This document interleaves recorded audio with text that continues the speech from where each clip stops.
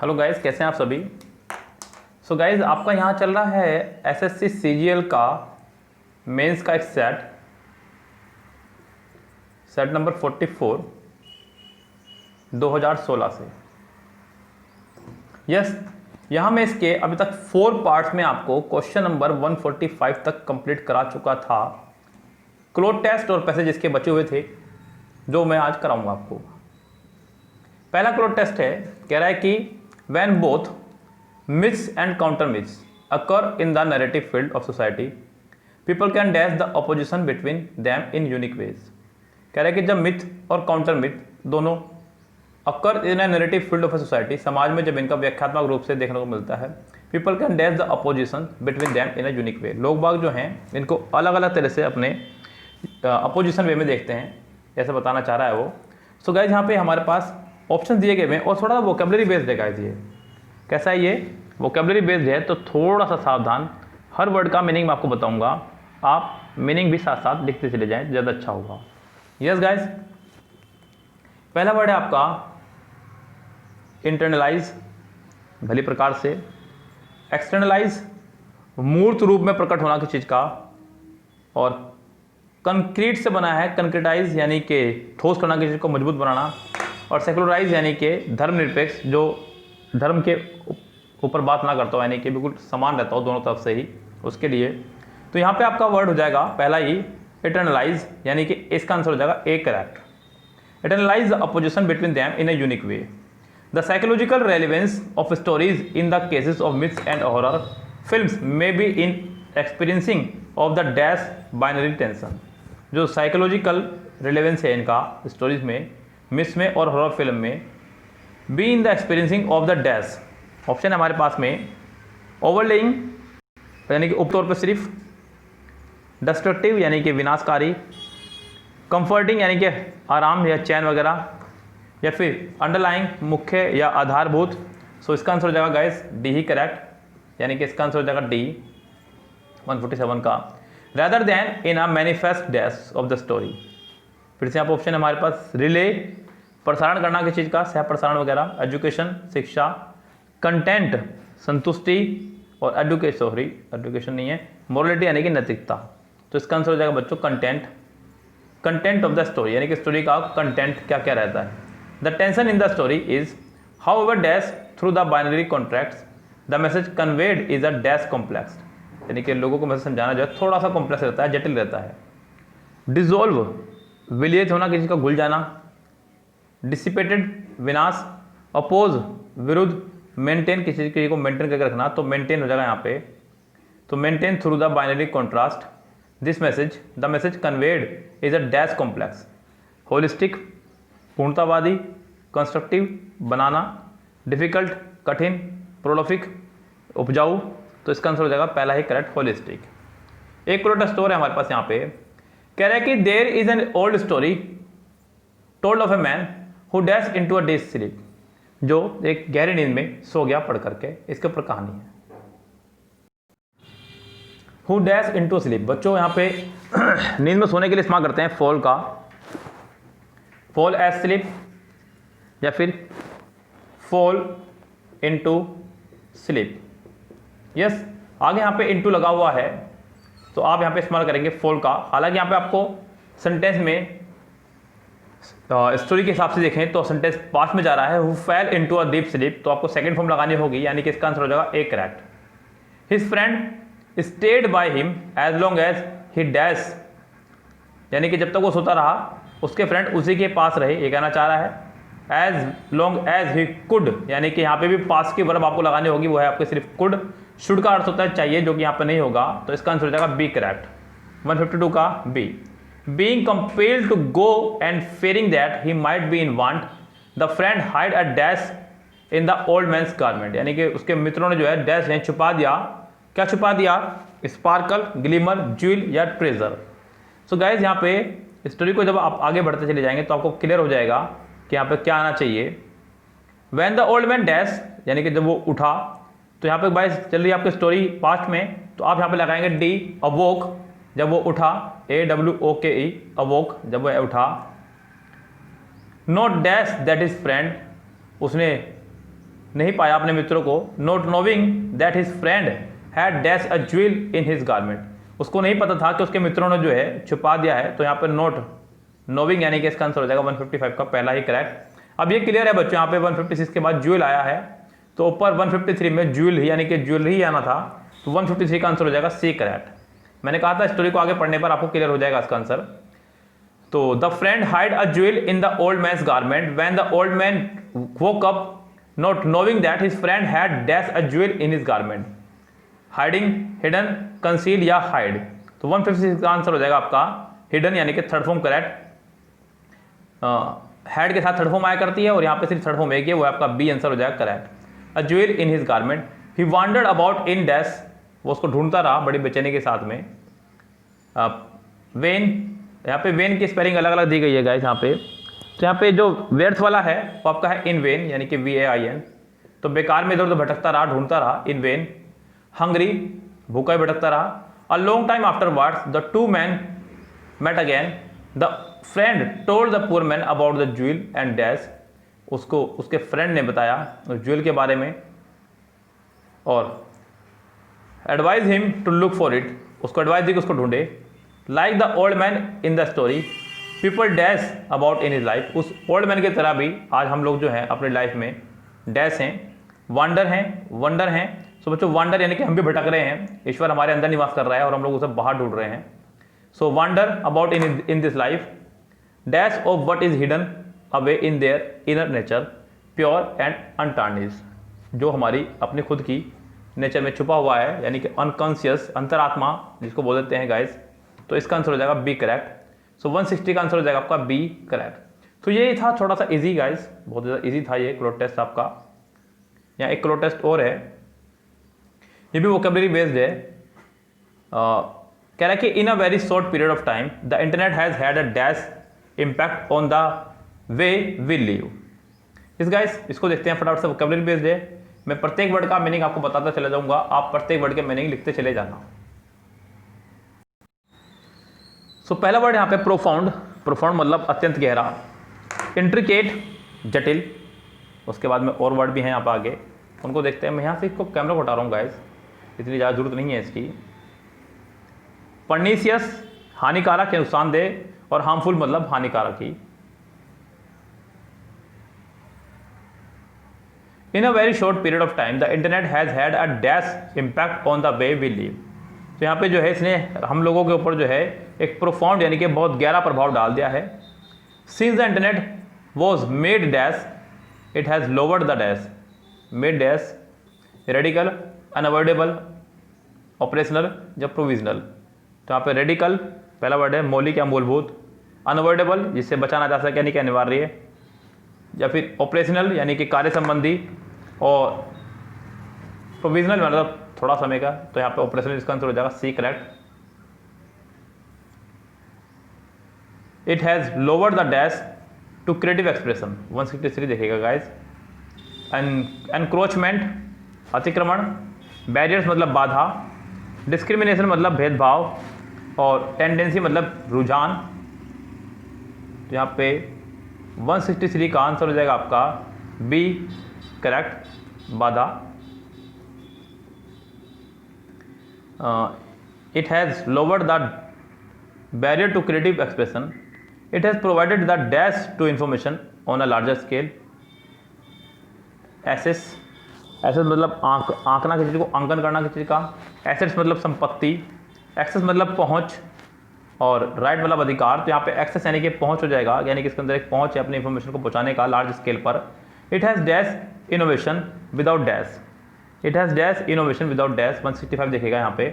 पहला वर्ड है एसिमिलेटेड यानी कि अपना आत्मसात करना, अपने आप को जांचना।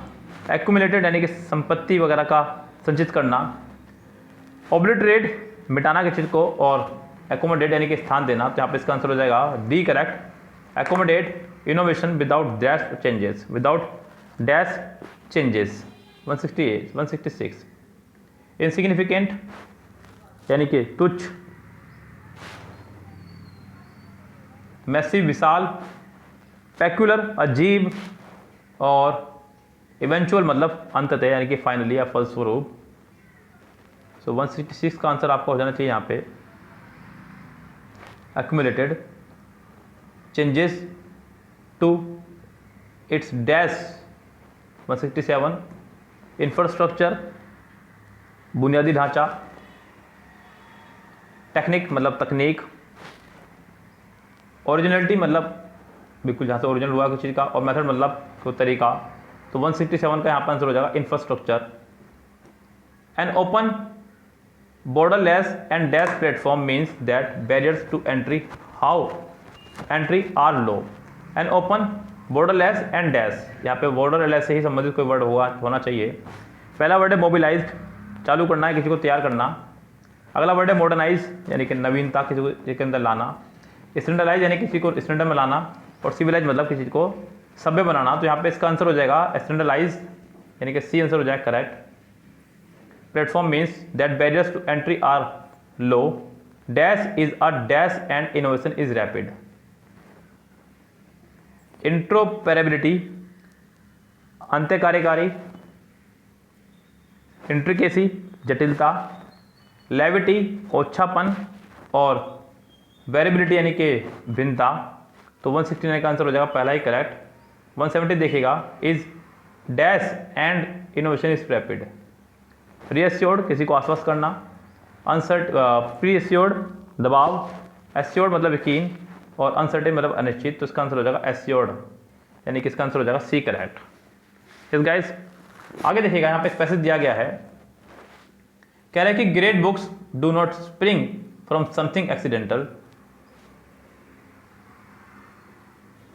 In the great man who write them, they are the effluence of their very core and the expression of the life itself of the author। यानी कि ग्रेट बुक्स जो है किसी भी राइटर के द्वारा, ऐसा नहीं कि कोई चीज़ आपके ऊपर आई और आपने लिख दी। अगर ग्रेट बुक लिखी जा रही है तो वो आपके अनुभव से, आपके एक्सपीरियंस से लिखी जाती है। And literature can not be said to have served its true purpose until it has been translated into the actual life of him who reads. कह रहा है कि लिटरेचर को तब तक पढ़ने में मजा नहीं आता जब तक सामने वाले की लाइफ पर उसका कुछ रियल प्रभाव ना पड़ा हो। It is the vast reservoir of true ideas and emotion. In a world deprived of literature, the broad, the noble, the genius would tend to disappear and life would be correspondingly degraded. Tend to disappear and life हो चुका था, sorry. Because the wrong idea and the petty emotion would never feel the upward pull of the ideas and emotions of genius. Only by conceiving a society without literature can it be clearly realized that the function of literature is to raise the plane towards the level of the peak. Literature exists so that where a man has lived finally, 10,000 may afterward live finally. It is a means of life. It concerns the living essence. छोटा सा passage है guys, मैंने आपको हमेशा कहा है कि passage अगर छोटा सा हो तो आप उसे फटाफट से पढ़ लें और फिर आप आंसर देने की कोशिश करें। आपको पैसेज से ही आंसर ढूंढने हैं, एक्स्ट्रा दिमाग आपको अपना नहीं लगाना है। कह रहा है कि how have great books been written by great man who write them, यानी कि ग्रेट लोगों के द्वारा। इसका आंसर हो जाएगा बी करेक्ट। इसका जिक्र यहाँ पे ऊपर हुआ है लाइन में, सेकेंड लाइन में भी। What does the word effluence in their very core. Effluence का मतलब होता है बच्चों समृद्ध, और कोर मतलब आत्मा। एफुलेंस का मतलब उदागर भी होता है, उद्गार यानी कि अंतर से निकलना किसी चीज का। So expressions which is outflow from the heart of the author. Yes बिल्कुल, वो एक्सप्रेशन जो आपके अंदर से निकलते हैं। इसका आंसर पहला ही हो जाना चाहिए correct. Literature can not be said to have served its true purpose until it has been dash into the actual life of the person who reads. Transfigured, transgressed, translated और ट्रांसम्यूटेड, यानी कि इसका answer हो जाएगा आपका C correct, translated. If a world is deprived of literature what would happen to the broad, the noble and the genius. इसका जिक्र भी बच्चों ऊपर पैसेज में हुआ ही है 174 में। या ढूंढना है आपको सिर्फ। They would be living a free life without care, they would worry themselves into petty issues, they would tend to disappear and life would be correspondingly degraded. Yes guys, यहाँ पे इसका जिक्र हुआ है। अगर आप चलें तो 1 2 3 4 5 6 7 8 9th लाइन में इसका जिक्र हुआ है, तो इसका आंसर यही हो जाएगा C correct. What is the function of literature. Literature का फंक्शन क्या है ये पूछ रहा है आपसे। सो गाइस यहाँ पे ऑप्शन दिखेगा, कह रहा है कि to raise the plain above sea level, जी नहीं। To raise everything so that it does not sink, अरे नहीं भाई। To raise the peaks toward the higher mountain, जी नहीं, to raise the plain toward the top level of the peaks, यानी कि इसका आंसर हो जाएगा आपका डी करेक्ट। नेक्स्ट भी आपका एक पैसेज ही है बच्चों, यहाँ पे फिर से छोटा पैसेज दिया गया है, यहाँ पे पैसेज दिए गए हैं दुनिया भर के। क्लोज टेस्ट तो यहाँ कोई है नहीं आगे गाइस, सिर्फ पैसेज ही दिए गए हैं।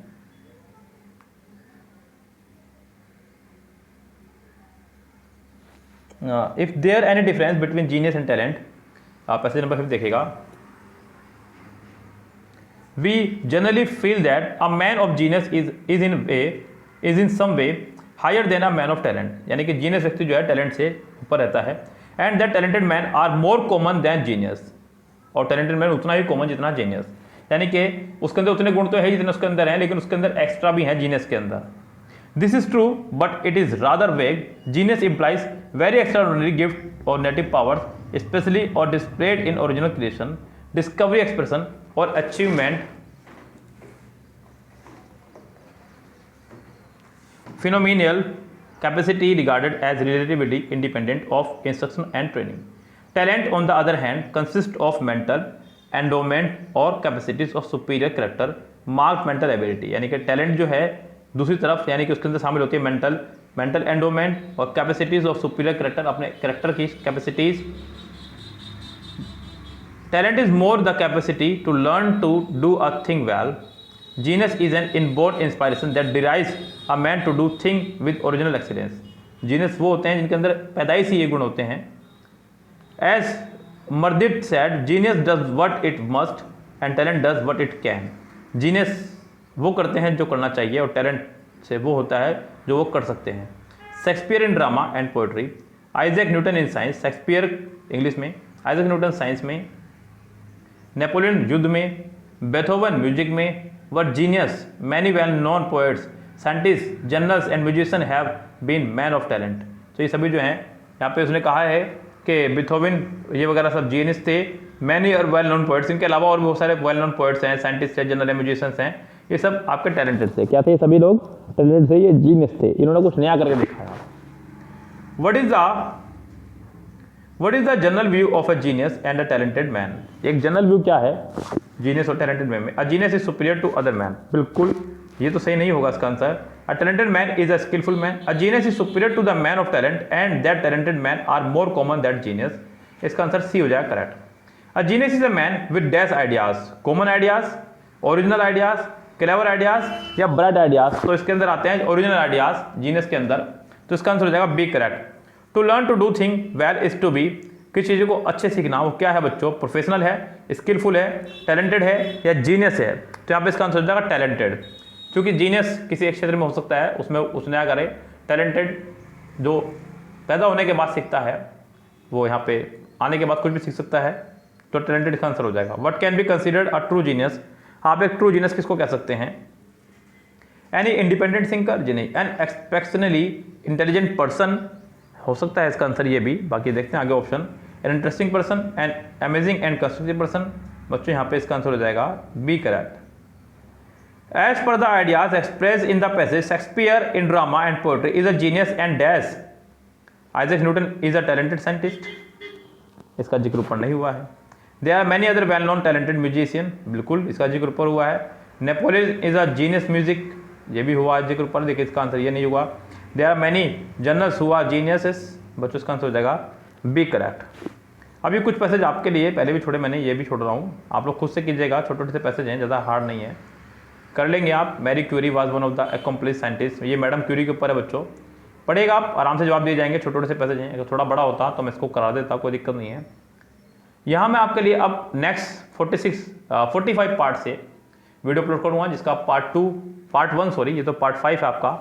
पार्ट 1 आपको 45 सेट से मिल जाएगा, और 46 बस 2 सेट रह गए हैं आपके 2016 के, जो कि आपकी जल्दी ही फिनिश हो जाएगी। सो गाइस चलते हैं, आपसे लेते हैं विदा, goodbye, have a nice day.